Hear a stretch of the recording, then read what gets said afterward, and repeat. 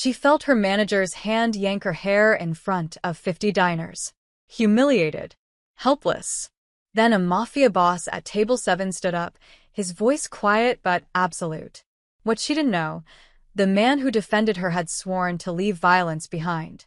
And saving her would pull him back into the very darkness he'd been running from.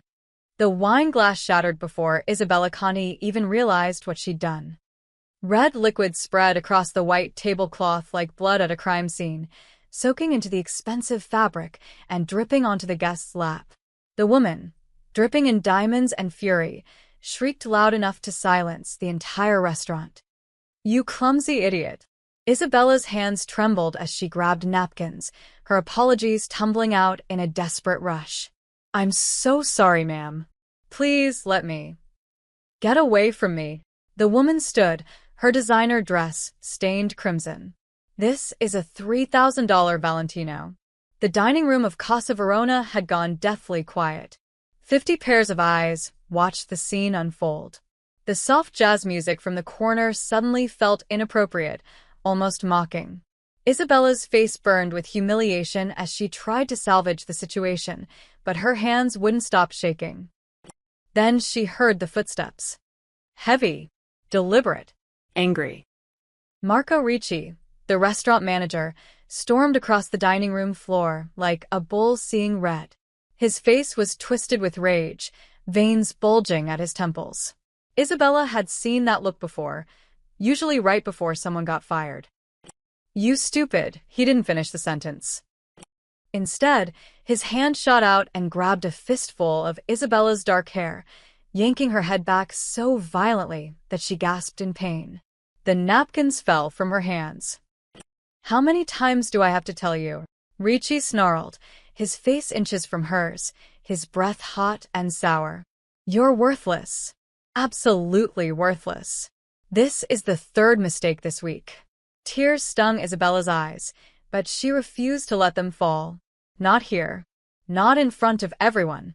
She could feel every eye in the restaurant on her, could sense the collective discomfort of the diners who suddenly found their plates very interesting.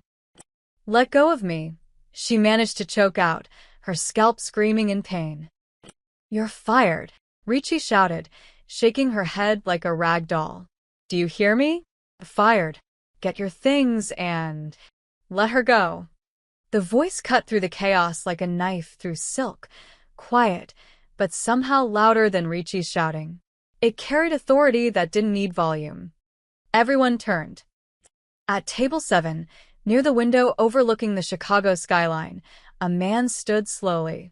He was younger than Isabella expected, maybe 35, with dark hair swept back, a perfectly tailored charcoal suit, and eyes that could freeze fire. He wasn't the loudest person in the room or the largest, but the moment he stood, he became the center of gravity. Everything pulled toward him. He carefully removed his watch, a Patek Philippe that probably cost more than Isabella made in a year, and set it gently on the table. The gesture was casual, almost lazy, but something about it made Isabella's blood run cold. This wasn't a man preparing to make a scene. This was a man preparing for war. "I said," he repeated, his tone still conversational, still quiet, "let her go before you regret the next 10 seconds of your life." Ricci's grip loosened slightly, but he didn't release Isabella. His face flushed red with a mixture of anger and embarrassment. "This is none of your business, sir. This is a staff matter." "It became my business the moment you put your hands on her." The man took a step forward. Just one. But something in the restaurant's atmosphere changed.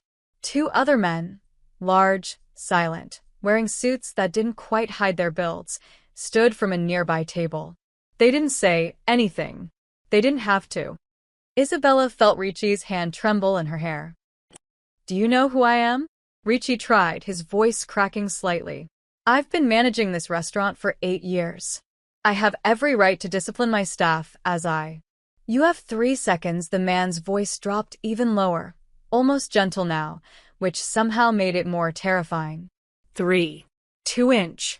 Ricci released Isabella so quickly she stumbled. He stepped back, hands raised, trying to salvage some dignity. "Fine. Fine." "But she's still fired." She's. No, the man walked forward now, each step measured and purposeful. He stopped next to Isabella, not looking at her, but keeping his eyes locked on Ricci. She's not fired. You are. Ricci laughed, a nervous, desperate sound. I don't think you understand how this works, sir. I'm the manager here. You can't just. I can. The man pulled out his phone, made a single call, and said 4 words. By Casa Verona. Tonight, he hung up. The entire interaction took less than 10 seconds. The restaurant held its collective breath. Ricci's face went from red to white. You can't. That's not. By tomorrow morning, I'll own this building and everything in it. The man finally turned to look at Isabella, his expression softening just slightly. Are you hurt? Isabella touched her scalp, still throbbing. She wanted to say something strong, something brave, but all that came out was, I'm fine. No, you're not, he turned back to Ricci. You have 60 seconds to leave before my patience runs out. I suggest you don't waste them.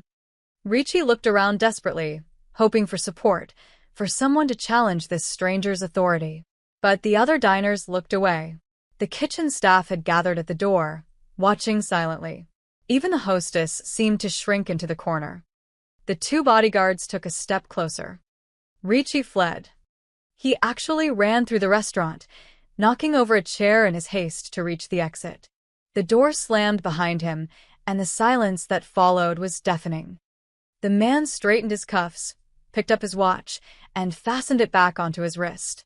Then he turned to the entire restaurant and said, loud enough for everyone to hear, everyone's meal tonight is on me, including wine, dessert, whatever you want. And I apologize that your evening was interrupted by a man who forgot how to treat people with dignity. He pulled out a black credit card and handed it to the stunned hostess. Then, without another word, he walked toward the exit. Isabella stood frozen, her mind reeling. Who was this man? Why had he done that? And why did everyone in the restaurant look absolutely terrified of him? She made a decision before she could think it through. Wait. She ran after him, ignoring the whispers that erupted behind her, ignoring the pain in her scalp, ignoring every voice in her head that screamed this was a terrible idea. She caught him just outside the restaurant, in the alley that smelled of garlic and rain. You didn't save me, she said, her voice sharper than she intended. Her emotions were all over the place. Gratitude, anger, confusion, something else she couldn't name. You just wanted to prove who's boss. He stopped, turned, and looked at her with those impossibly dark eyes. For a moment, she thought she saw surprise flicker across his face. Then something else, amusement, maybe, or respect. Maybe, he said, a half-smile playing at the corner of his mouth. Or maybe I just don't like watching men hurt women who work harder than them. They stood there in the Chicago night, 2 strangers connected by violence, and now, by something neither could name. And Isabella knew, with absolute certainty, that her life had just changed forever. The alley was cold, but Isabella's blood was running hot. So that's your thing? She said, crossing her arms.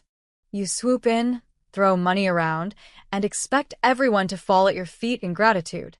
The man tilted his head, studying her like she was a puzzle he hadn't expected to encounter. His bodyguard stood a respectful distance away, near a black SUV with tinted windows, watching but not interfering. Most people would say thank you, he observed, his tone mild. I'm not most people. Isabella took a step closer, her fear evaporating in the face of her anger. The adrenaline from the confrontation was still pumping through her veins, and she was done being afraid, done being pushed around. You humiliated Ricci in there, made a big show, bought an entire restaurant just to prove a point. That's not kindness, that's ego. You're right, Isabella blinked. She'd been prepared for defensiveness, maybe arrogance. Not agreement. It was ego, he continued, leaning against the brick wall. He looked more relaxed now, less like the dangerous man from inside, and more like someone who might actually be human. About 60% ego. The other 40%? I really do hate bullies. Despite herself, Isabella felt her anger waver. 60%. Maybe 65, that half smile again. I'm being honest. I could have handled it quietly, paid for your legal fees, gotten Ricci fired through proper channels. But where's the fun in that? Fun. Isabella's voice rose. That was my job in there. My livelihood. Did it occur to you that maybe I needed that job? That maybe getting fired in a spectacular fashion, even if you're supposedly preventing it, might make it impossible for me to work anywhere else in this city? The smile faded. I didn't think of that. Of course you didn't. Isabella paced the narrow alley, her work shoes splashing through a puddle. Rich people never do. You see a problem, you throw money at it, and you assume that fixes everything. But I have rent due in 6 days. I have student loans. I have a life that doesn't include mysterious strangers buying restaurants on a whim. He pushed off from the wall, and suddenly he was closer than she'd realized. Not threatening, just present in a way that made the air feel thicker. What's your name? He asked. Why should I tell you? Because I'd like to know what to call the only person in Chicago brave enough to yell at me in an alley. Isabella hesitated. Something about the way he said it, without mockery, without condescension, made her defenses crack slightly. Isabella Conti. Adrian Moretti. He extended his hand. She stared at it. A handshake seemed absurdly formal after everything that had just happened, but she took it anyway. His grip was firm, warm, and lasted a fraction of a second longer than necessary. Look, Isabella Conti, Adrian said, releasing her hand. You're right. I didn't think about the consequences for you. I saw a woman being assaulted by her boss, and I reacted. Maybe too strongly. Maybe selfishly. But I'm not apologizing for getting him away from you. I didn't ask you to apologize for that part. Isabella's voice was quieter now. Just, next time you want to play hero, maybe consider that the person you're saving might not want to be saved that way. There won't be a next time. Why? Because you've learned your lesson? She couldn't keep the sarcasm out of her voice. No. Adrian's expression turned serious. Because I meant what I said in there. By tomorrow morning, I'll own Casa Verona, and you'll have your job back if you want it. Better hours, better pay, and definitely a better manager. Isabella laughed, a sharp, disbelieving sound. You're actually serious? You're going to buy an entire restaurant because you got into an argument with the manager? I've made worse investments for worse reasons. That's insane. Probably, he shrugged, and for a moment, he looked younger. Less like the commanding presence from the dining room, and more like someone who was making things up as he went along. But I'm committed now. The call's been made. My people are already drawing up the papers. Your people, Isabella shook her head. Who are you? Some kind of real estate mogul? Tech billionaire? Something flickered across Adrian's face, something dark and complicated. Something like that. That's not an answer. It's the only one I'm giving tonight. He glanced at his watch. It's late. Can I give you a ride home? Absolutely not. The words came out automatically. I don't know you.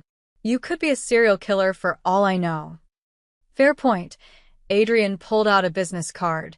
Thick, expensive cardstock with minimal text. Just a name and a phone number. Call me tomorrow. We'll talk about your future at Casa Verona. Or don't. Your choice. Isabella took the card, studying it in the dim light of the alley.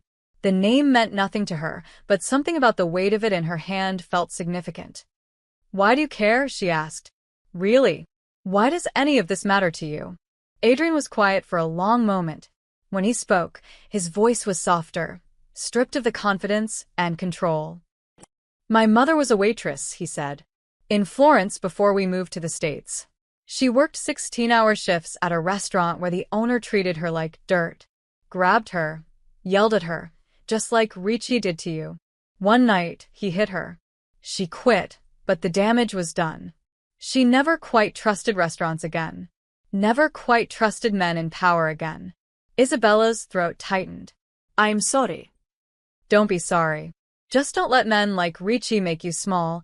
He turned toward the SUV, then paused. And, Isabella? You are right to confront me. Most people are too afraid to tell me when I'm wrong. I need that around me. I wasn't trying to do a favor. I know.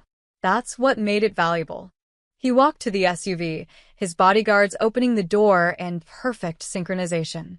Before he got in, he looked back one more time. The offer stands. Tomorrow. Think about it.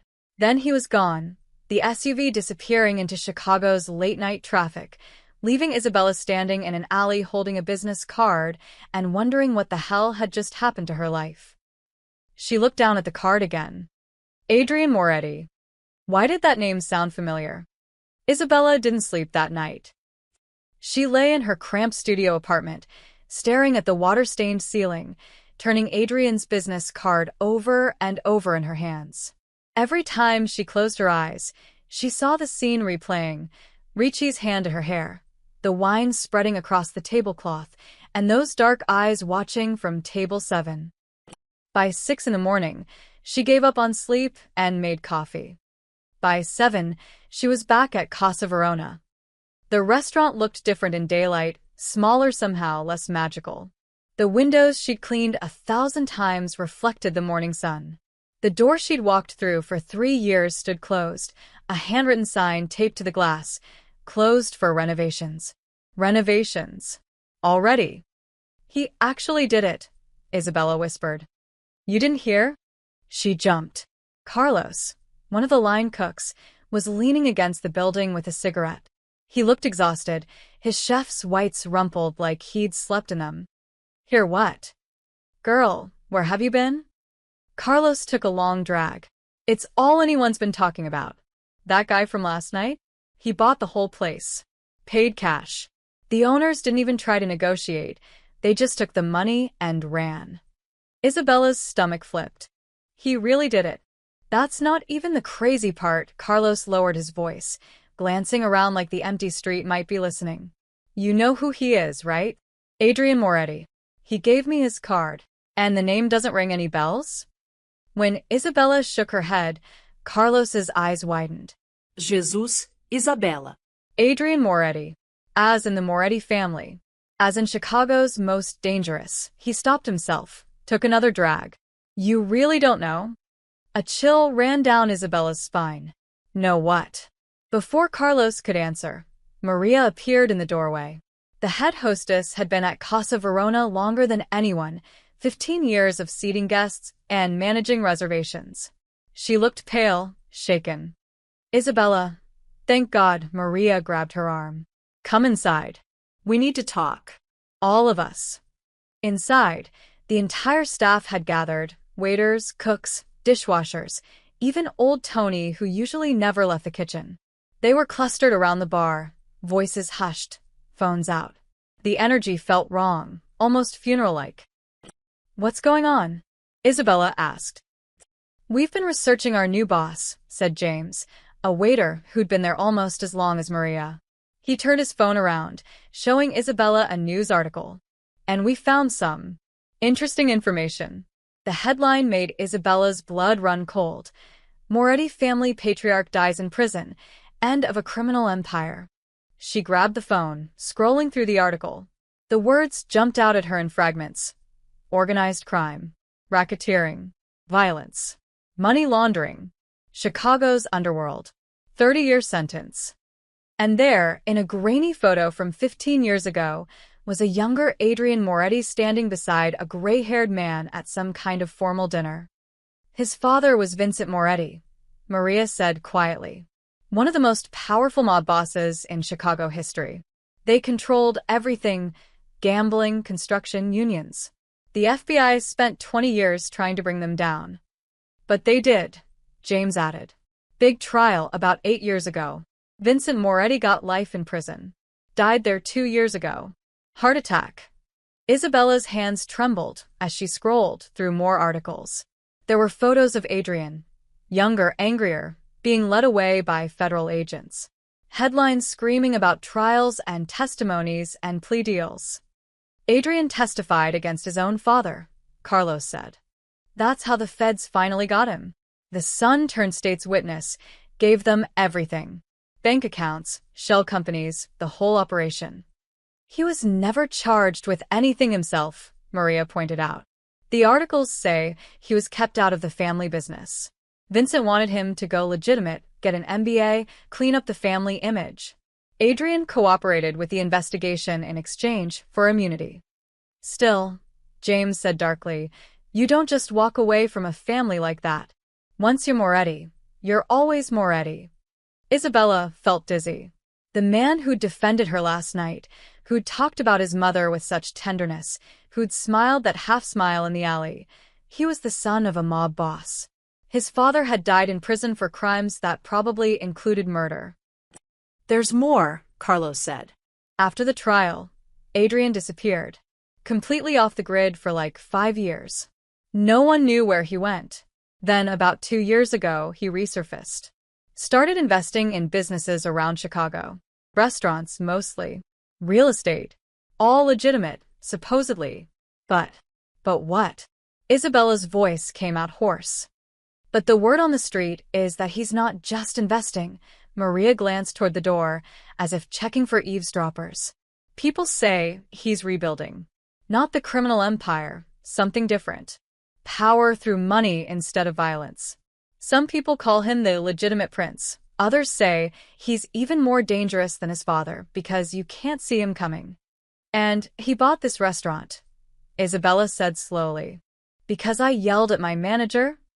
No, James shook his head. That's what we've been trying to figure out. Adrian Moretti doesn't do anything randomly. If he bought Casa Verona, it's because it fits into something bigger. Maybe he's laundering money. Maybe he's using it as a front. Or maybe he just wanted to help someone, Isabella interrupted, surprising herself. She thought about the way Adrian had looked when he talked about his mother. The anger in his eyes when Ricci grabbed her hair. Maybe not everything is a conspiracy. The staff exchanged glances that clearly said they thought Isabella was being naive. Look, Maria said gently. We're all grateful you don't have to deal with Ricci anymore. And the new contract terms Adrian's lawyers sent over this morning are incredible. Better pay, health insurance, profit sharing. It's more than we ever dreamed of. But, Isabella, you need to be careful. A man like Adrian Moretti doesn't do favors without expecting something in return. Isabella's phone buzzed. A text from an unknown number. Coffee? We should talk about Casa Verona's future. She stared at the message, her mind racing. Part of her wanted to run, to forget last night ever happened, to find another restaurant and pretend Adrian Moretti didn't exist. But another part, the part that had confronted him in the alley, the part that was tired of being afraid, wanted answers. She typed back. Where? The response came immediately. I'll send a car. Don't worry, I promise you'll make it home alive. Despite everything, Isabella smiled. At least he had a sense of humor about being dangerous. I'm meeting him, she announced. The staff erupted in protests, but Isabella held up her hand. He bought this place. He's our boss now. I need to know what he wants, she paused. And, honestly, I need to know if you're all right. If the man who saved me last night is the monster everyone says he is. What if he is? Carlos asked quietly. Isabella picked up her jacket. Then at least I'll know the truth. The car that arrived for Isabella was not what she expected. She'd imagined something ostentatious, a stretch limousine, maybe, or another black SUV with tinted windows. Instead, a simple silver Tesla pulled up, driven by a woman in her 50s with kind eyes and a warm smile. Isabella Conti? The woman asked through the open window. That's me. I'm Margaret. I work for Mr. Moretti. Hop in, sweetheart. He's waiting at the cafe on Monroe Street. The cafe was small, tucked between a bookstore and a dry cleaner. Through the window, Isabella could see Adrian sitting at a corner table, typing on a laptop. He wore jeans and a simple black sweater, no suit, no bodyguards visible. He looked almost normal. Almost. Thank you for coming, he said when she approached, standing to pull out her chair. The gesture was old-fashioned, oddly courteous from a man whose father had ruled Chicago's underworld. Did I have a choice? Isabella sat, keeping her purse in her lap, her escape route mentally mapped. Yes, Adrian closed his laptop. You always have a choice, Isabella. That's important to me. I never want you to feel trapped. A barista brought over 2 espressos without Adrian ordering. He must be a regular here, Isabella realized. The thought was strange, imagining Adrian Moretti with regular habits, favorite coffee shops, a normal life. I know you've heard the stories by now, Adrian said, stirring sugar into his cup. About my family. About me. Are they true? Which parts? All of them, Isabella met his gaze. Was your father Vincent Moretti? Did he run organized crime in Chicago? Did you testify against him? Yes, and yes, Adrian didn't flinch. Anything else you want to know? His honesty surprised her. Why did you turn on your own father? Adrian was quiet for a moment, staring into his coffee like it held answers. When he spoke, his voice was low, almost sad. Because I watched him destroy everything he touched. My mother died when I was 19, cancer that could have been treated if we'd caught it earlier, but she was too afraid to go to doctors. Too afraid they'd ask questions about bruises, about stress, about why a woman married to a wealthy man looked so haunted. He looked up. My father didn't hit her. He didn't have to. The fear did all the work. Isabella felt her throat tighten. After she died, I was supposed to take my place in the family business. Vincent had kept me clean, sent me to business school, kept my name off everything illegal. I was supposed to be the legitimate face of the Moretti empire. Adrian laughed bitterly. But I saw what that empire was built on. Broken families. Ruined businesses. People too terrified to fight back. I couldn't do it. So, you went to the FBI. I gave them everything. Bank accounts, names, operations. And yes, that included my father. He met her eyes. Do you think that makes me a hero or a traitor? I think it makes you human, Isabella said quietly. Something in Adrian's expression softened. Most people don't see it that way. In my father's world, family is everything. What I did was unforgivable. There are still people in Chicago who'd kill me for it if they thought they could get away with it. Then why come back? Why not stay disappeared? Because running away didn't work. Adrian leaned forward. I spent 5 years in Florence, trying to be someone else. I learned to cook in my grandmother's kitchen, worked in restaurants, tried to build a life that had nothing to do with Vincent Moretti. But everywhere I went, I was still his son, still carrying that weight. So, I decided if I couldn't escape it, I'd use it. Use it how? By building something different. Something legitimate. Real businesses, real jobs, real value. His eyes lit up with passion. My father used fear to control people. I want to use opportunity.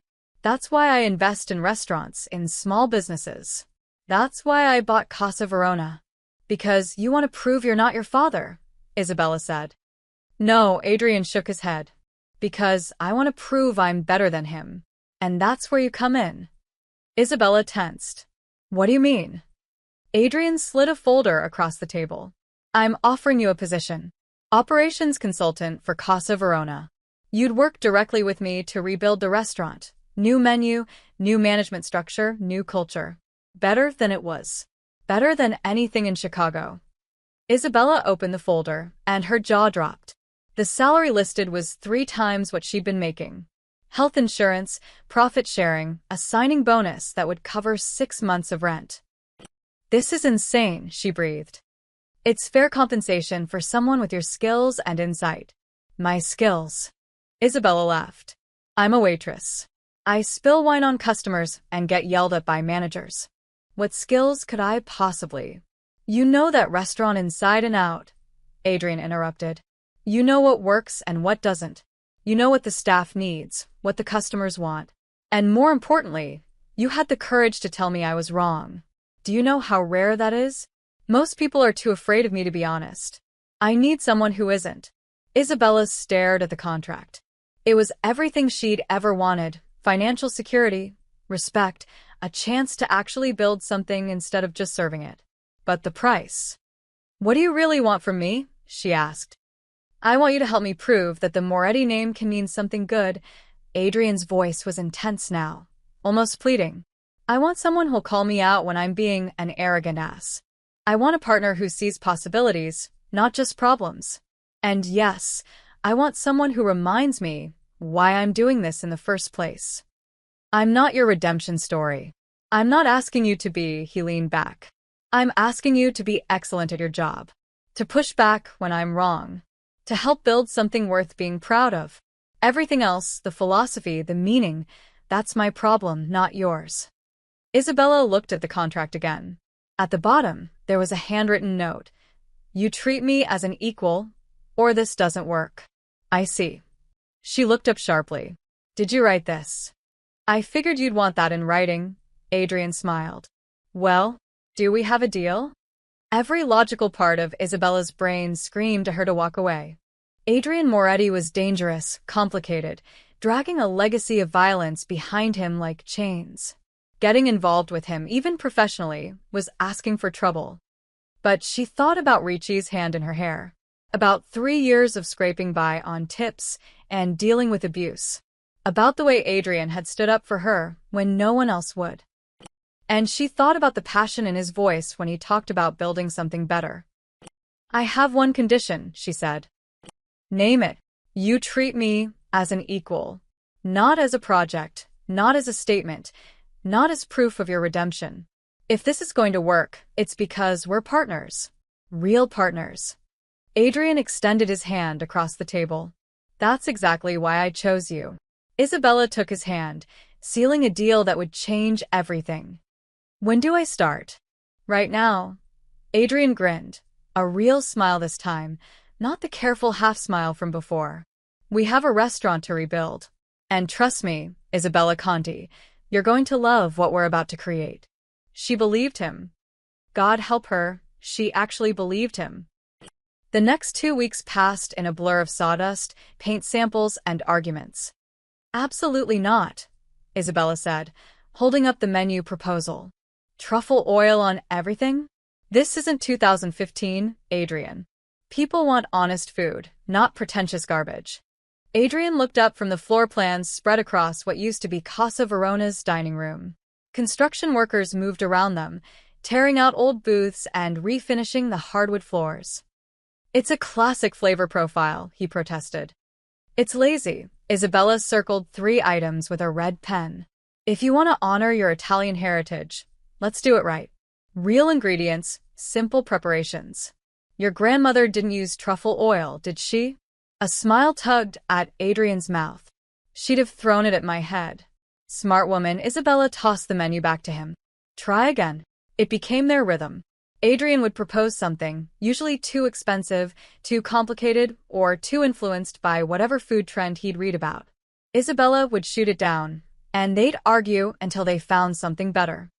The staff watched these exchanges with barely concealed amusement.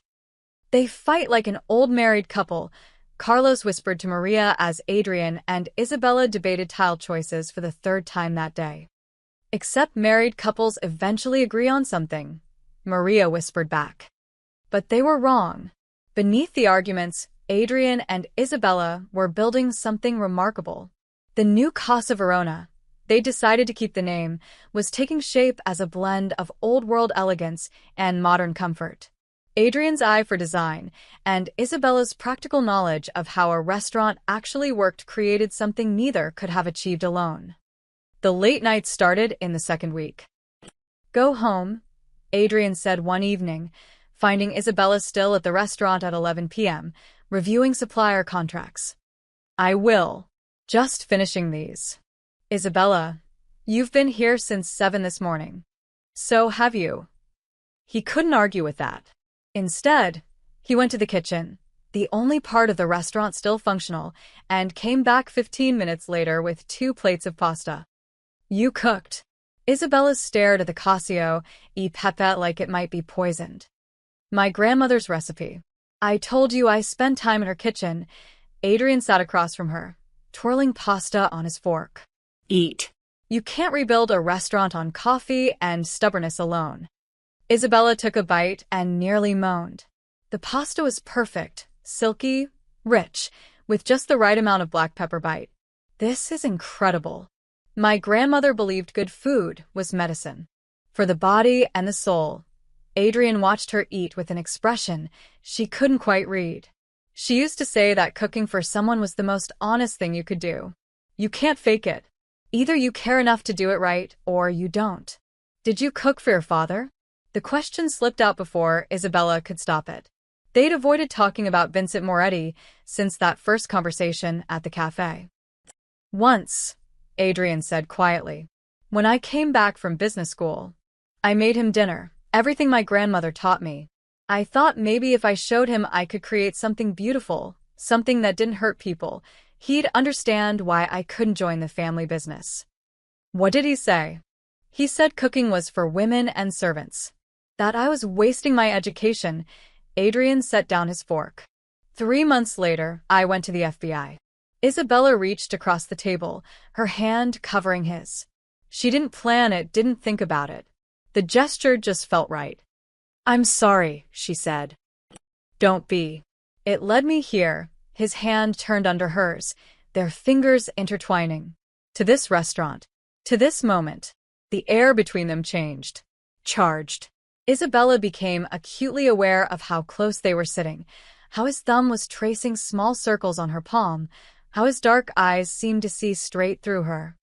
She pulled her hand back. We should finish eating. Right? Adrian cleared his throat. Of course, but something had shifted.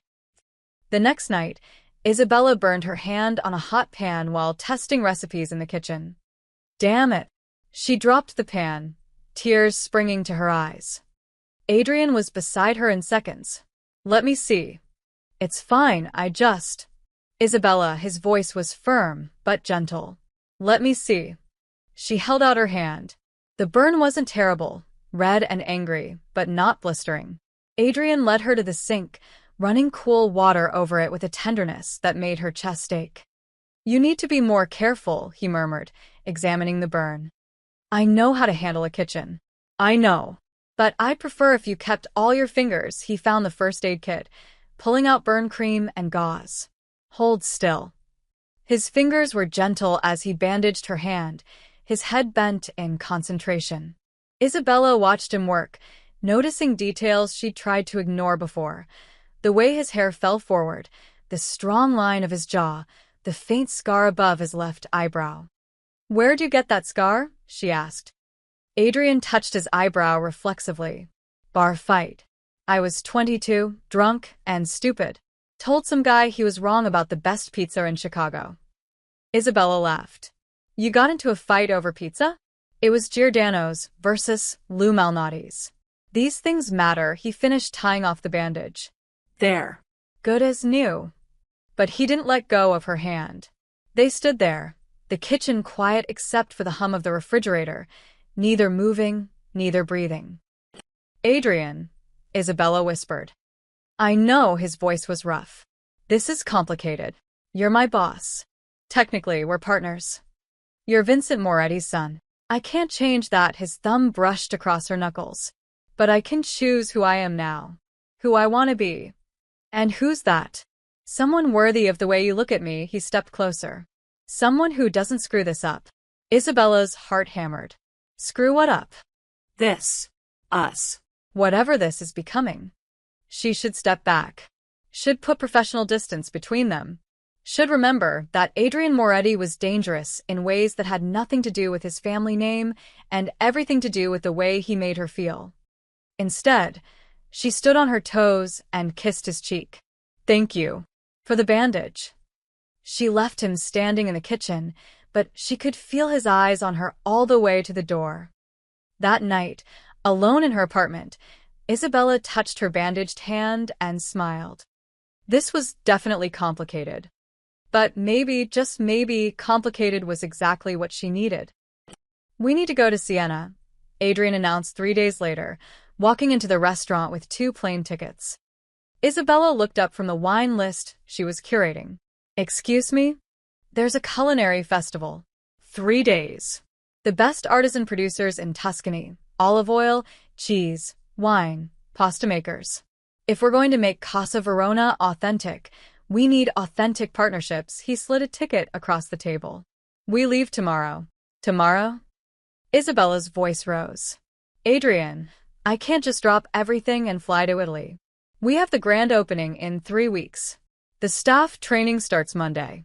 The liquor license still hasn't. Margaret's handling the license.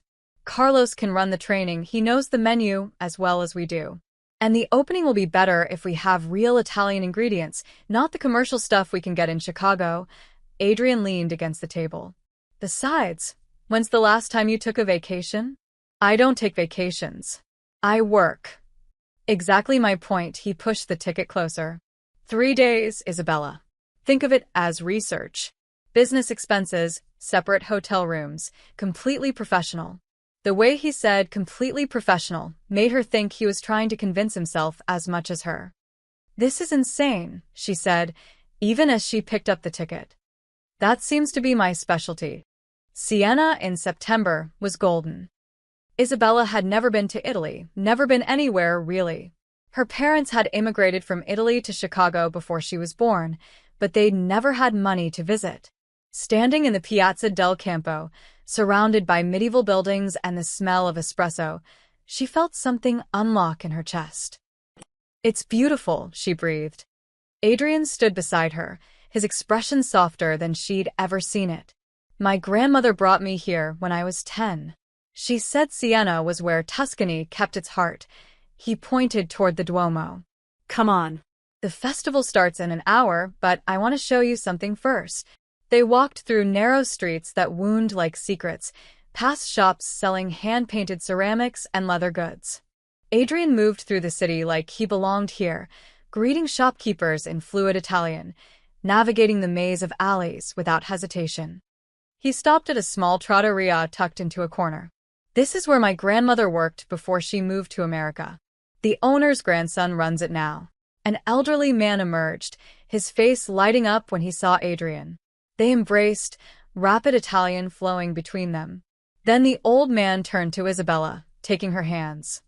Bella, Bella, he said, winking at Adrian. Finalmente, una ragazza intelligente. Isabella looked at Adrian. What did he say? He said you're smart. Adrian's ears were slightly red. He's making assumptions. What kind of assumptions? The kind Italian grandmothers and their friends always make. Adrian cleared his throat. Come on. The festival. The festival was overwhelming in the best way. Endless stalls of olive oil for tasting, wheels of Parmigiano Reggiano being cracked open, wine flowing freely. Isabella took notes furiously while Adrian negotiated with producers, his Italian smooth and confident. You're different here, she observed as they walked between stalls, the afternoon sun warm on their shoulders. Different how? Lighter. Like you're not carrying as much weight. She sampled a piece of prosciutto a vendor offered. In Chicago, you're always aware of who's watching, who's judging. Here, you're just you. Adrian was quiet for a moment. That's because Chicago knows Vincent Moretti. Siena only knows Adrian. He stopped walking, turning to face her. That's why I came back here after the trial. To remember who I was before I became my father's son. And did you? Remember? I started to. His eyes held hers. And I'm remembering more now. Isabella's breath caught.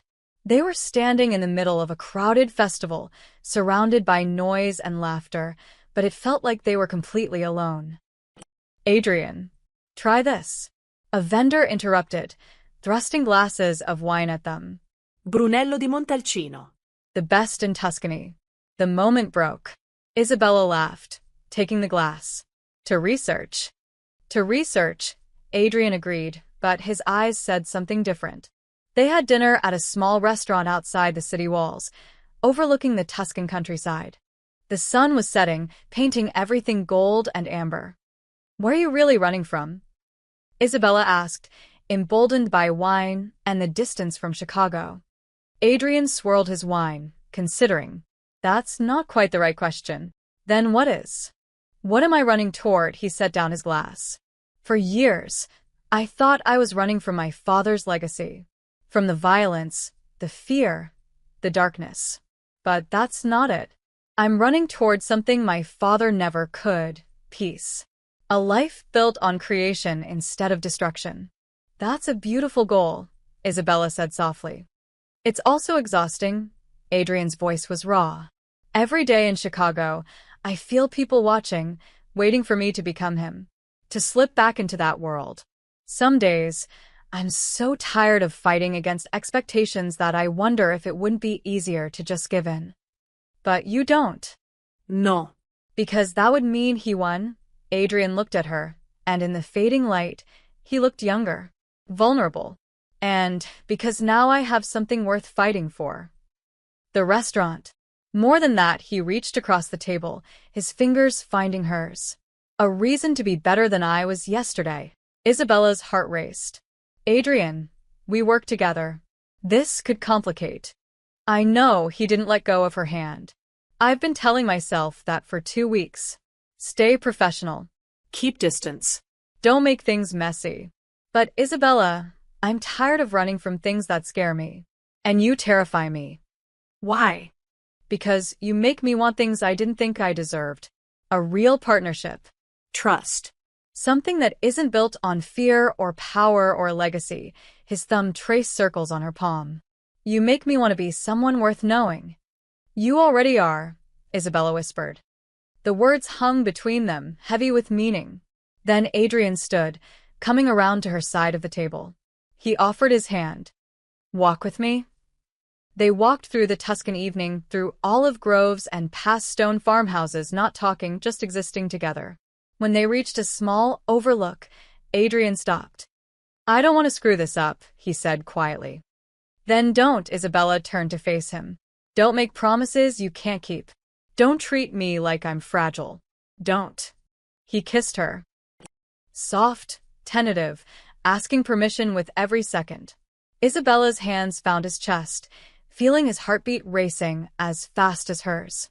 The Tuscan sunset painted them gold, two people trying to become something better than their pasts.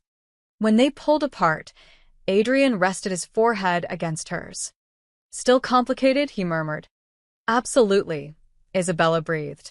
But maybe that's okay. Maybe it is. They stood there as the sun set completely, holding each other, neither one running anymore. The flight back to Chicago felt too short. Isabella and Adrian spent it planning the menu, reviewing contracts, maintaining the careful professional distance they'd agreed upon. But every accidental touch, hands brushing over papers, shoulders bumping in the cramped airline seats, reminded them of Siena, of sunset and promises and a kiss that had changed everything. We should talk about it, Isabella said as they waited for their luggage. About what? Adrian's tone was carefully neutral, but his hand found the small of her back, guiding her through the crowd. About what happens now. In Chicago. Now, we open the best restaurant the city has ever seen. He grabbed their bags. Everything else, we figure out as we go. It should have felt uncertain. Instead, it felt like possibility. Casa Verona was beautiful. The renovations had finished while they were gone. Margaret had overseen everything, the new bar with its marble top, the open kitchen design, the warm lighting that made everything glow. The staff had completed training. The opening was set for Friday night, just 4 days away. It's perfect, Isabella breathed, walking through the transformed space. It's not just mine anymore, Adrian said, standing beside her. It's ours. The word hung between them, ours. A restaurant. A partnership. Maybe something more. Isabella's phone buzzed. Then Adrian's. Then both again. That's weird, Isabella muttered, checking the screen. It was a news alert. Fire at Moretti-owned property in River North. Adrian's face went pale. That's the wine bar I bought last year. More alerts. Another fire. This time at a cafe in Lincoln Park. Then a text message to Adrian's phone from an unknown number. He showed it to Isabella, his jaw tight. Florence remembers its king. Step aside or burn. Florence. Isabella's stomach dropped. But your father's organization was dismantled. The FBI took out the leadership. But foot soldiers don't just disappear. Adrian was already making calls. They regroup. They wait. And apparently, they're tired of waiting. Within an hour, they learned the extent of it. 3 properties damaged. 1 employee injured. Not seriously, but enough to send a message. And more texts, all saying the same thing. Adrian had betrayed his father, and now Chicago's underworld wanted him gone. "We need to close the restaurant," Isabella said. "At least until—" "No," Adrian's voice was steel. "That's exactly what they want. They want me to run, to hide, to prove I'm weak. Adrian, this isn't about ego. People could get hurt. People are already hurt." He slammed his hand on the bar. "Don't you see? If I back down now, it never stops.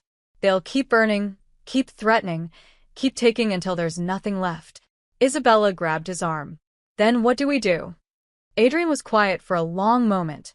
When he looked at her, the mask had dropped completely.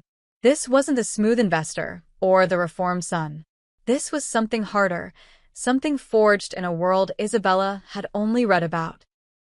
"I handle it," he said. "My way." The next day, Adrian disappeared.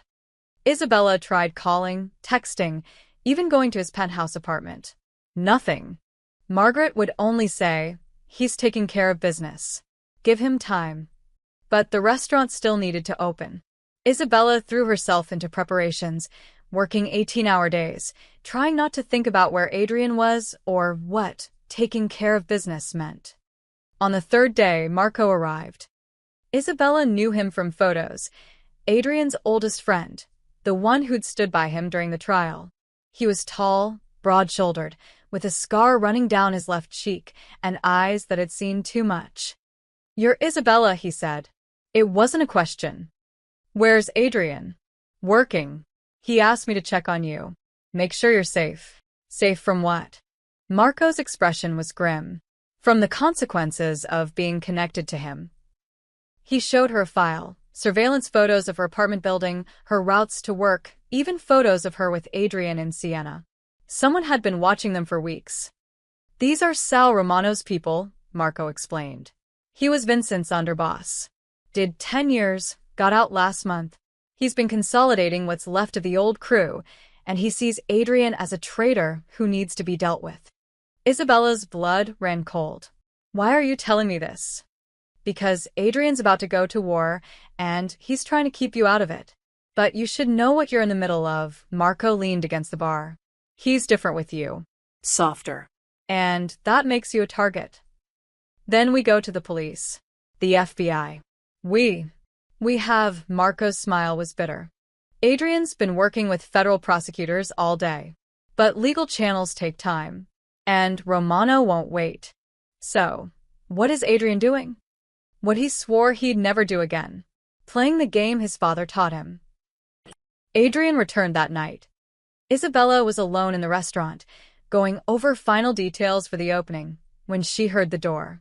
He looked exhausted, his suit rumpled, shadows under his eyes, that dangerous edge back in full force. "You should have told me," she said quietly. "Told you what?" "That getting close to me puts a target on your back." He poured himself a drink from behind the bar. I knew from the moment I defended you that night that this could happen. And I did it anyway because I'm selfish." "You're not selfish. I'm my father's son." Adrian's voice was hard. "You want to know what I've been doing for 3 days?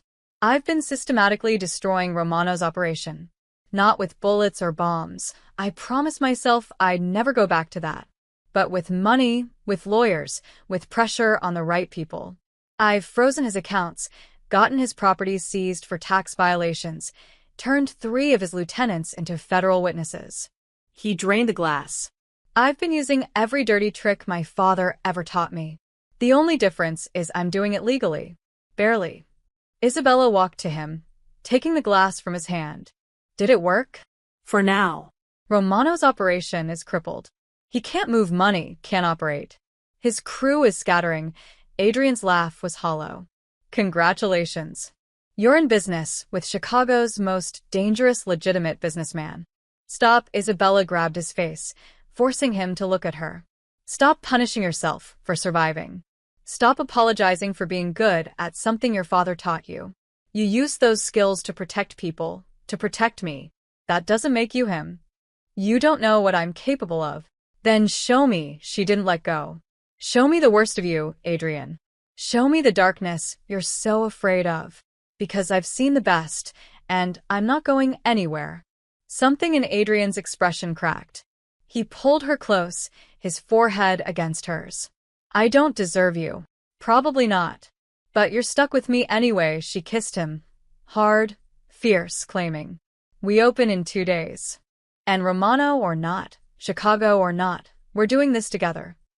Together, Adrian repeated, like he was testing the word. Partners, remember?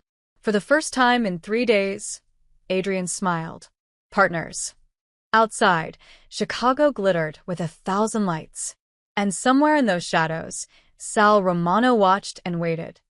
But inside Casa Verona, 2 people held each other and pretended, just for a moment, that the world was only as big as the space between them. Opening night arrived with the weight of a storm about to break. Casa Verona gleamed. Every table was booked. Food critics, influencers, old Chicago money, and people who just wanted to see what the son of Vincent Moretti had created.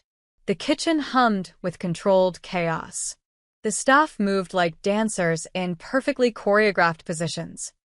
Isabella stood at the hostess stand in a black dress Adrian had insisted on buying her in Siena, watching the dining room fill. She looked beautiful and terrified.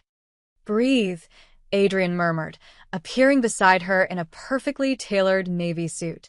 We've got this. Do we? She kept her voice low. Marco told me Romano's been quiet. Too quiet. I know. Adrian's hand found hers behind the podium where no one could see. But we don't let fear win. Not tonight. The first hour went flawlessly. The cacio e pepe, Adrian's grandmother's recipe, drew actual gasps. The wine pairings Isabella had curated in Siena were perfect. A food critic from the Tribune whispered to her assistant that this might be the best Italian meal she'd had outside of Italy. Then, at 8:30, the door opened and Sal Romano walked in. Isabella recognized him from the photos Marco had shown her. 60 years old, gray hair slicked back, a face carved from granite and violence. He wasn't alone, for men flanked him, all wearing suits that didn't quite hide their bulk. The restaurant's energy shifted. Conversations died. Even the kitchen noise seemed to fade. Adrian stepped forward, placing himself between Romano and Isabella. We're fully booked tonight. I'm sure you can find room for an old friend. Romano's voice was sandpaper and smoke. We have so much to discuss. About your father. About loyalty. About Chicago. There's nothing to discuss. No. Romano smiled, showing too many teeth. Not even about the federal investigation into my businesses? The one that coincidentally started 3 days ago?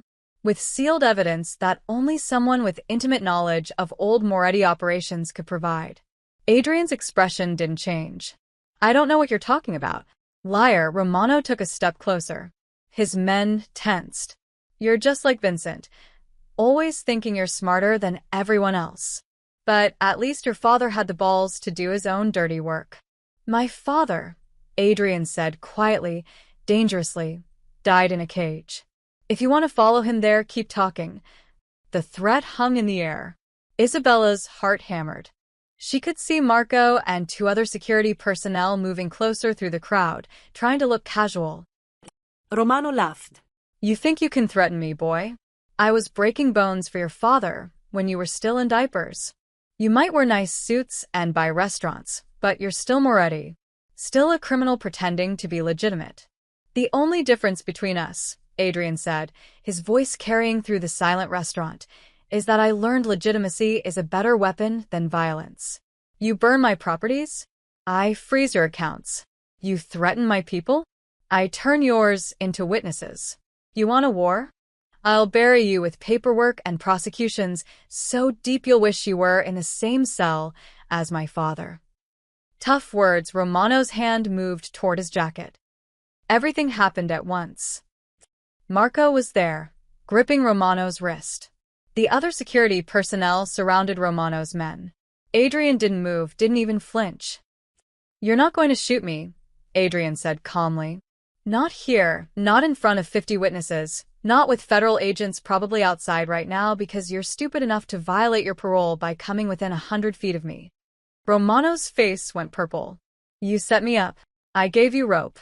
You hanged yourself. Adrian pulled out his phone, showing Romano the screen. It was a live feed, federal agents outside, watching the restaurant. The moment you walk through that door, you violated the restraining order my lawyers filed yesterday. You're going back to prison, Sal. Not because I'm violent like my father, because I'm smarter. For the first time, Romano looked uncertain, then afraid. Take him, Adrian said. Marco and his team escorted Romano and his men out. Through the windows, Isabella watched federal agents move in, making arrests. The whole thing took less than 3 minutes. The restaurant remained frozen in silence.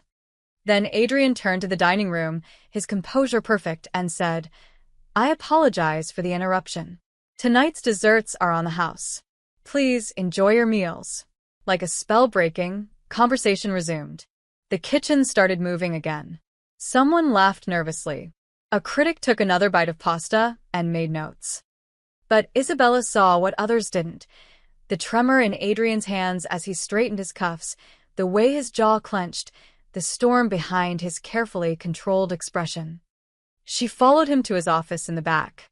The moment the door closed, Adrian slumped against it. I planned that, he said hoarsely. All of it. I knew Romano would come. I knew he couldn't resist confronting me.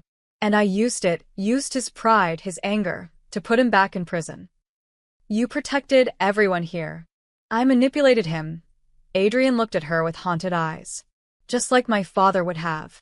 The only difference is I used lawyers instead of guns. But the calculation?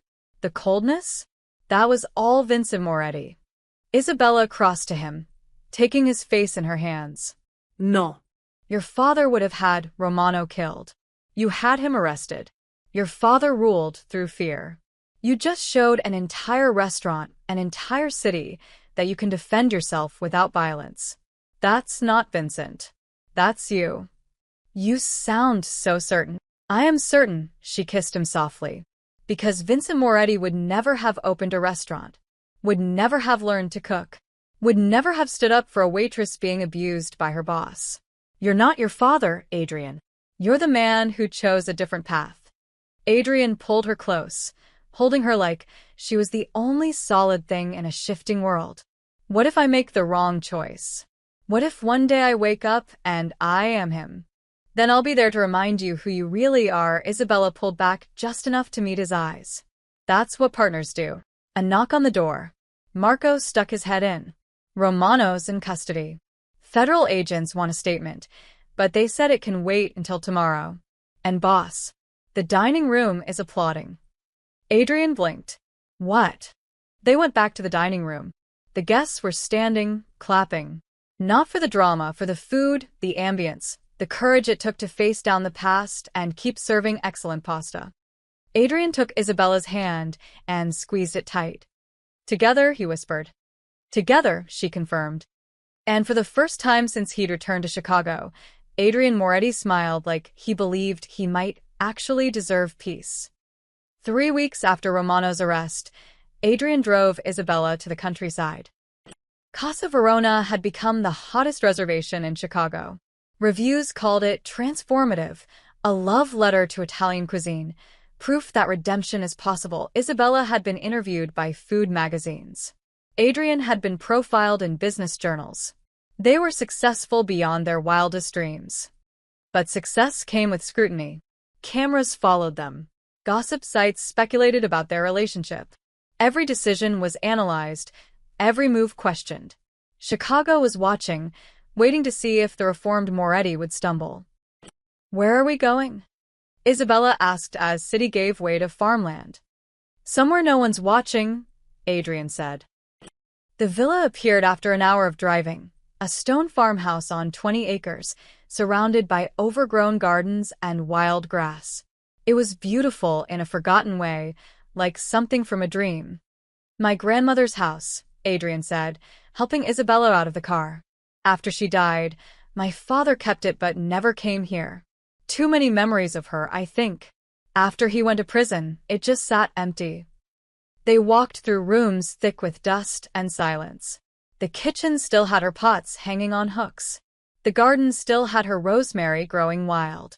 The bedroom still had her portrait on the wall, a young woman with dark hair and eyes that looked like Adrian's. "She would have loved you," Adrian said, standing in the doorway. "She always said I needed someone who wouldn't be afraid to tell me when I was being an idiot." Smart woman. Isabella touched the portrait gently. "Why didn't you sell this place?" "Because it's the only piece of my family that doesn't carry violence. This house was joy, Safety. love." He moved to the window, looking out at the overgrown fields. "I used to come here as a kid and pretend I lived in a different family. One where dinner wasn't interrupted by business calls, where my father smiled instead of calculated." Isabella came to stand beside him. "You could restore it. Make it what you remember." "I've been thinking about that." Adrian turned to face her. "Actually, I've been thinking about a lot of things these last few weeks." Something in his tone made Isabella's heart skip. "What things?" "About how every night for the past 6 months, I've planned my exit strategy. Where I'd go if Chicago turned on me. What I'd do if the past caught up. How I'd leave without causing too much damage." His hand found hers. "Then you walked into my life, and you started building something I actually wanted to stay for." "Adrian, I'm in love with you," he said. The words came out rough, unpracticed, like he'd never said them before. "I know it's fast. I know it's complicated.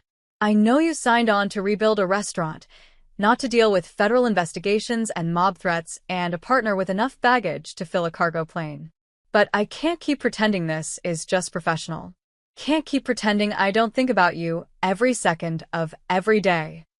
Isabella's throat tightened. "You think I don't know that?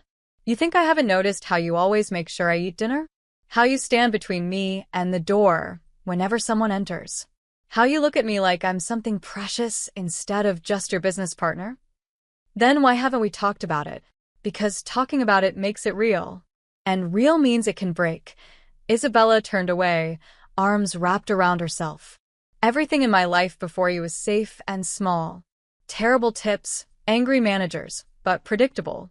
Then you happened, and suddenly I'm flying to Italy and opening restaurants and falling in love with someone who has entire federal task forces investigating his past." "You're in love with me?" Adrian's voice was soft with wonder. Isabella laughed wetly. "Of course I am, you idiot.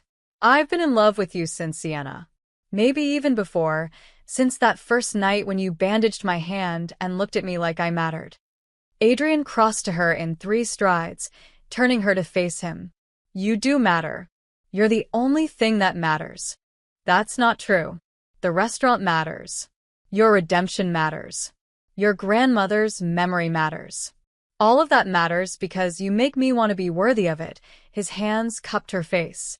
"Before you, I was just going through motions, building businesses because it was better than the alternative. But you make me want to actually live, Isabella. Want to create things that last. Want to be someone who deserves a future. You already are that person. Then stay with me." It wasn't quite a question, but not quite a statement. "Not just at the restaurant. Not just as partners. Stay with me here, in all the messy, complicated, beautiful ways 2 people can be together." Isabella kissed him, long and deep and full of promise. When they pulled apart, she was smiling through tears. "I need you to promise me something," she said. "Anything. Promise that when things get hard, and they will get hard, you won't run. You won't decide I'm better off without you and disappear into some noble sacrifice. You stay, and we fight through it together." Adrian's thumb wiped away her tears. "I spent my whole life running. From my father, from Chicago, from anything that might hurt me. But with you, I want to plant roots so deep nothing could pull me away." They stood in his grandmother's house, holding each other while afternoon light painted everything gold. Outside, the overgrown garden waited to be tended.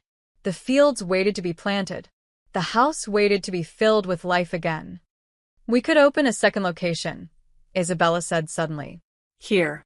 "Something smaller, more intimate. A place where people come to escape the city." Adrian pulled back to look at her. "You'd want that. I want to build a life with you, Adrian. Not just a business. A real life. And this place. She gestured to the house, the land, the possibility of it all. This could be our beginning. Our proof that good things can grow from broken ground. Moretti's table, Adrian said softly. What? That's what we'll call it. A table where everyone's welcome. Where the name Moretti means community instead of crime. He smiled. That real smile that made him look younger, lighter. Where I can cook my grandmother's recipes and you can create magic and we can prove that second chances are real. Together? Always together. They kissed again, sealing a promise that had nothing to do with business and everything to do with hope. The press event was Isabella's idea. Casa Verona's been open for 2 months, she'd argued.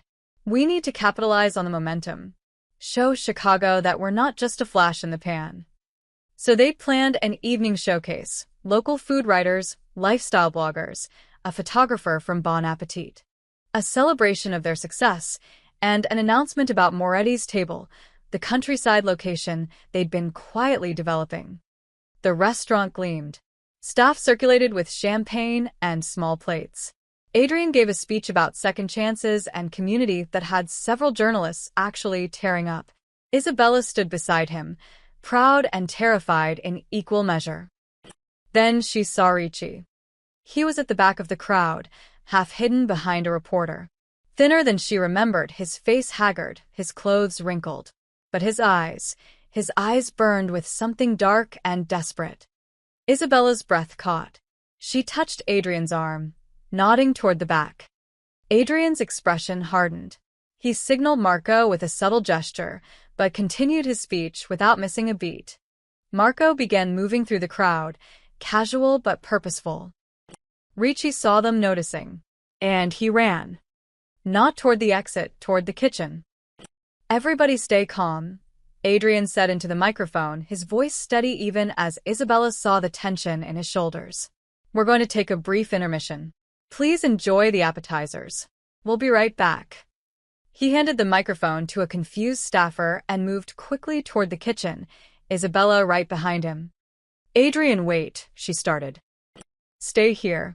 Please. Absolutely not, she grabbed his hand. Partners, remember? They pushed through the kitchen doors together. The staff had scattered, sensing danger. Pots bubbled unattended. And there, near the back door, stood Marco Ricci with a gun. Isabella's blood turned to ice. You ruined my life, Ricci said. His voice shook. The gun shook. Everything about him screamed unstable. I can't get work anywhere. My wife left me. My kids won't return my calls. All because you had to play hero. Put the gun down, Marco, Adrian said, his voice calm. Too calm. The voice of someone who'd faced guns before. This isn't the answer. You don't get to tell me what the answer is. Ricci's face was red, tears streaming. You rich bastards, you think you can just destroy people's lives and walk away. You think money fixes everything. But you took everything from me. You took it from yourself, Isabella said before she could stop herself. The moment you put your hands on me. The moment you chose violence over decency. Shut up. Ricci swung the gun toward her. Adrian moved, fast, instinctive, putting himself between Isabella and the barrel. You want to blame someone? Blame me. I'm the one who bought the restaurant. I'm the one who had you fired. Isabella was just doing her job. She turned you against me. I saw how you looked at her that night. Like she was worth something, and I was trash. You were abusing your staff, Adrian said. That made you trash all on your own. Marco appeared in the doorway behind Ricci, silent as a ghost. He caught Adrian's eye, signaling, ready to move, waiting for the right moment. But Adrian shook his head slightly. Not yet. Why are you here, Ricci? Adrian asked. Really? You want money? I'll write you a check right now. You want an apology? Fine. I'm sorry your life fell apart. I'm sorry you're hurting. But pointing a gun at us won't fix anything. I don't want your money. Ricci's hand trembled violently. I want you to feel what I felt. Helpless. Humiliated. Destroyed. Then pull the trigger, Adrian said quietly. Adrian, no. Isabella grabbed his arm, but he didn't move. I mean it. If killing me will make you feel better, do it. But then what? You go to prison forever. Your kids really do lose their father. Your wife moves on. And I'm still dead, which doesn't bring back anything you lost. Ricci was crying openly now. I just wanted them to see. All those reporters out there. I wanted them to see what you really are. A criminal. A Moretti. You act like you're better than your father, but you destroyed my life just as completely as he destroyed everyone he touched. The words hit Adrian like a physical blow. Isabella felt him tense beside her. You're right, Adrian said, and Isabella's head snapped toward him in shock. Not about everything, but about some of it. I did destroy your life. Maybe I could have handled it differently. Maybe I could have given you a second chance instead of just throwing you out. Maybe I was so focused on proving I wasn't my father that I acted exactly like him. Decisive, final, no room for redemption. He took a step forward. The gun rose higher. But here's the difference between me and Vincent Moretti, Adrian continued. My father would have had you killed for touching his property. I just fired you. My father would have made sure you never worked again, anywhere, in any capacity. I just didn't rehire you. And right now? My father would have let Marco put a bullet in your back the second you walked in here. Adrian gestured to Marco, who stood frozen in the doorway. But I'm not doing that. Because you're not evil, Ricci. You're just broken and angry and desperate. And I know what that feels like. I know what it's like to be the son of a monster, and wonder if you're a monster too. I know what it's like to hurt people and not know how to fix it. He held out his hand. Give me the gun. Let me help you. Real help, not money, not charity. A second chance. Because if I believe in redemption for myself, I have to believe in it for you too. The kitchen was silent except for the bubbling pots. Isabella held her breath. Ricci looked at Adrian's outstretched hand. At the gun. At his own reflection in the stainless steel counter. Desperate, pathetic, lost. I don't deserve it, he whispered. Neither do I, Adrian said. But we get to try anyway. That's what second chances mean. Slowly, so slowly, Ricci lowered the gun. Adrian stepped forward and took it, ejecting the magazine with practiced efficiency. He handed it to Marco, without looking away from Ricci. You think power is fear, Adrian said softly. But I learned something my father never understood. Real power is forgiveness. The strength to show mercy when you could show violence. Ricci collapsed, sobbing. Adrian caught him, holding him up like a father would hold a son. I've got you, Adrian murmured. You're going to be okay. We're going to get you help. Real help. Isabella watched, tears streaming down her face, as Adrian Moretti, son of Chicago's most violent crime boss, chose compassion over revenge. And in that moment, she knew without question that she would love this man for the rest of her life. 6 months later, Casa Verona reopened under its new name, Taste of Fire.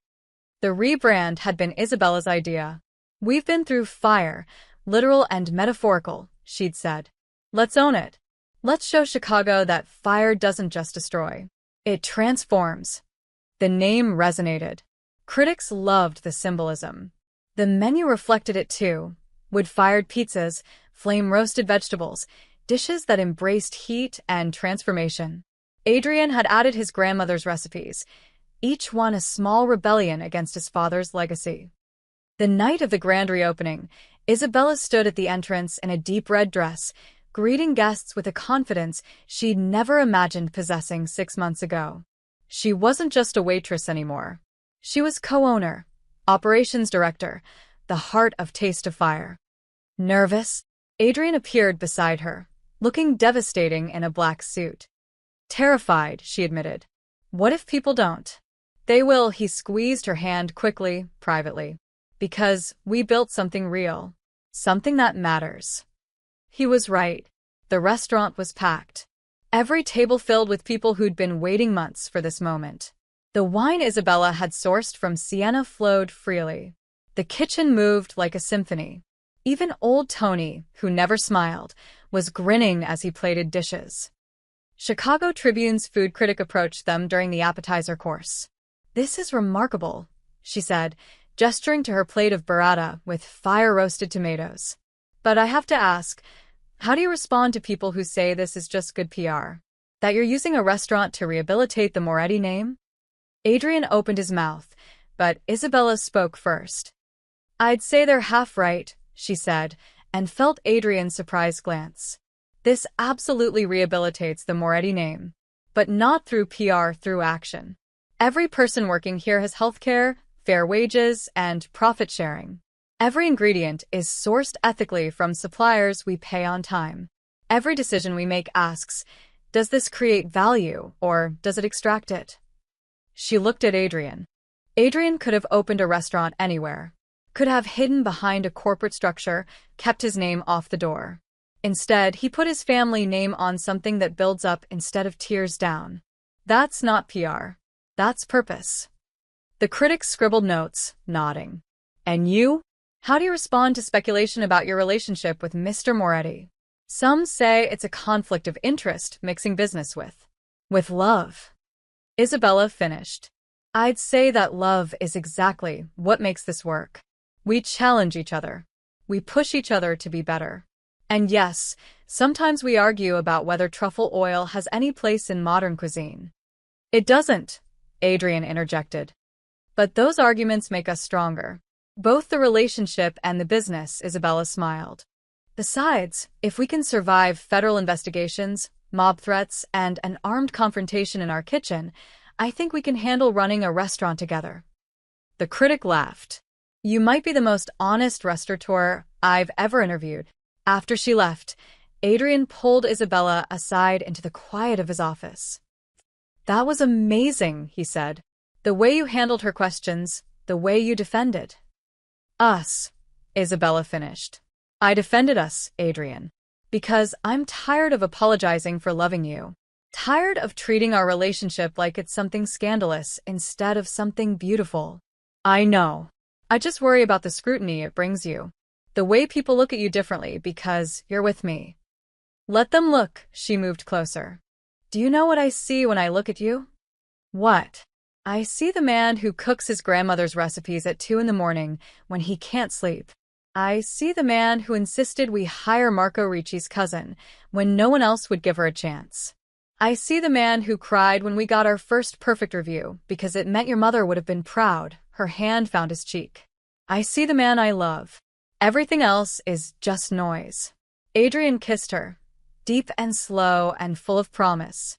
When they pulled apart, he reached into his pocket. I was going to wait, he said, pulling out a small velvet box. Maybe do something elaborate, romantic. But Isabella Connie, you make me want to stop planning and just live.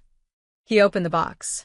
Inside was a ring, simple, elegant, with a band made of melted silver. My father's cufflinks, Adrian explained. The only thing of his I kept. I had them melted down and remade into something new. Something that represents transformation instead of legacy. Isabella's hand flew to her mouth. My past built this, Adrian continued, his voice thick with emotion. Every hard lesson, every mistake, every moment of darkness led me to you. But our love will rebuild me. Will keep rebuilding me every day. So, Isabella, will you? Yes, she didn't let him finish. Yes, 1,000 times yes. He slipped the ring on her finger, and it fit perfectly, like it had been waiting for her all along. They kissed again, and through the office window, they could see the dining room, full of life and laughter and people enjoying food made with love. They could see their staff working together seamlessly. They could see the city lights of Chicago twinkling beyond the windows. We did it, Isabella whispered. We actually built something that matters. We're not done yet. Adrian pulled her close. Moretti's table opens in 3 weeks. And I'm thinking, maybe after that, we start planning something else. Another restaurant. A family, he said it quietly, like he was testing the words. I never thought I'd want that. Never thought I'd be the kind of man who could be a father without screwing it up. But with you, I want everything. Kids running through that farmhouse. Teaching them to cook. Showing them that the Moretti name can mean love instead of fear. Isabella's eyes filled with tears. That sounds perfect. Not perfect, Adrian corrected, but real. Messy and complicated and absolutely worth fighting for. Outside the office, someone called their names.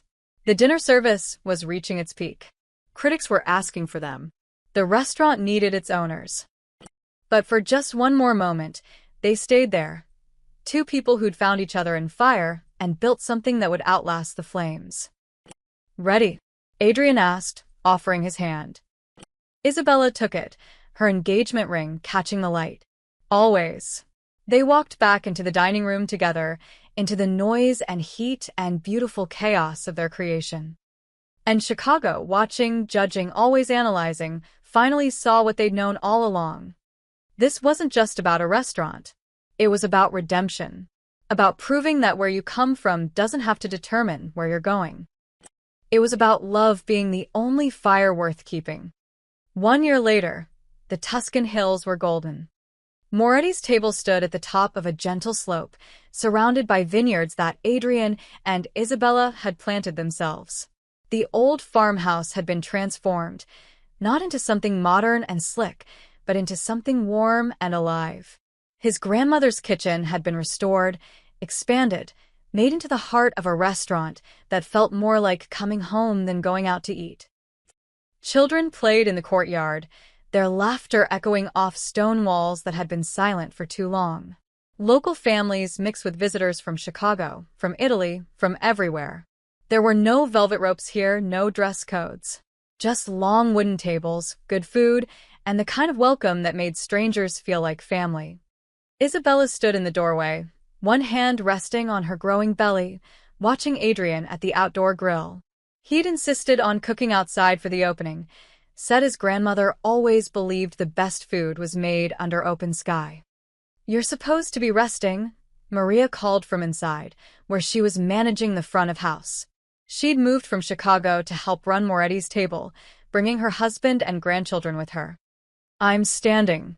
"That counts as resting," Isabella smiled. "Besides, I can't miss this." The opening had been quiet by design.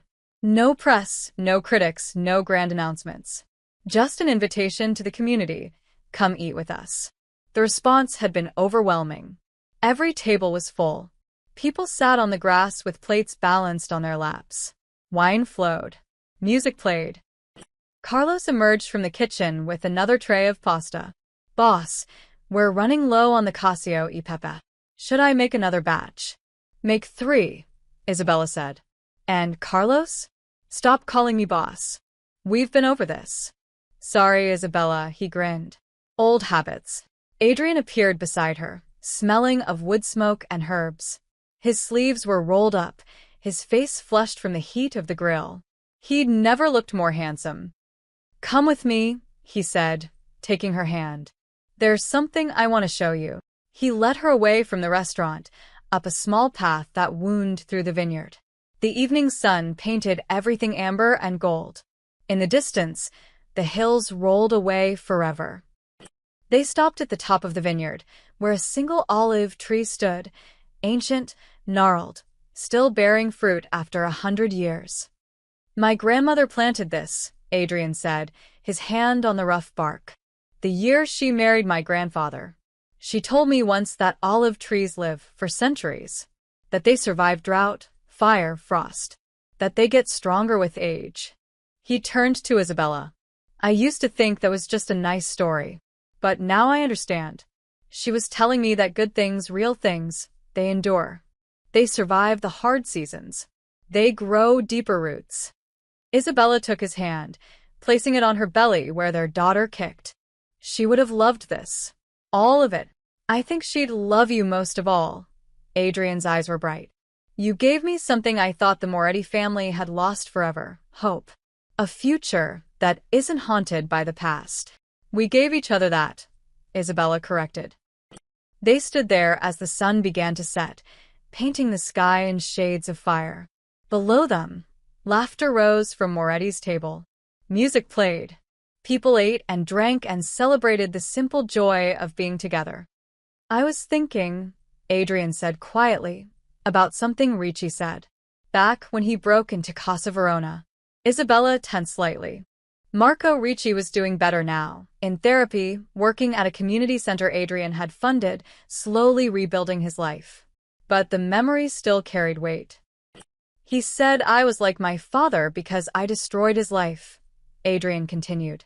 And at the time, I thought he was wrong. Thought I was nothing like Vincent. But he was right about one thing. I did destroy something. I destroyed the version of myself that was afraid to build anything permanent. Afraid to love. Afraid to plant roots because I thought I didn't deserve them. He looked at Isabella. You helped me destroy that fear. And in its place, we built this. He gestured to the restaurant, the vineyard, the life spreading out before them. A kingdom that has nothing to do with power or fear or violence. A kingdom built on honest work, good food, and love. And family, Isabella added, her hand on her belly. And family, Adrian agreed, his hand covering hers. A figure appeared on the path, Marco, his friend and head of security, though there was rarely anything to secure out here. Hate to interrupt, Marco called, but Chicago's on the phone. The mayor wants to give you both some kind of award for community development. Something about revitalizing the restaurant industry. Adrian looked at Isabella, eyebrows raised. What do you think? I think we'll take the call tomorrow, she smiled. Tonight, we're exactly where we need to be. Marco nodded and disappeared back down the path. Adrian pulled Isabella close, careful of her belly, and kissed her forehead. All my life, I fought for power, he said. Fought against my father's version of it. Fought to build my own. But it turns out, peace was the only crown worth wearing. Isabella turned in his arms to watch the sunset. Below them, their restaurant glowed with warmth and life. Their staff, their family, worked together in perfect rhythm. Their daughter kicked, impatient to join this world they'd built. And love, she said softly, is the only fire worth keeping. As the sun set over the Tuscan hills, Adrian Moretti and Isabella Conti stood together, watching their kingdom of kindness grow. The name Moretti would live on, not in fear or violence, but in every meal served with love, every family welcomed, every life transformed by the simple belief that people deserve second chances. The fire had burned away everything false. What remained was real. And it was beautiful. The end.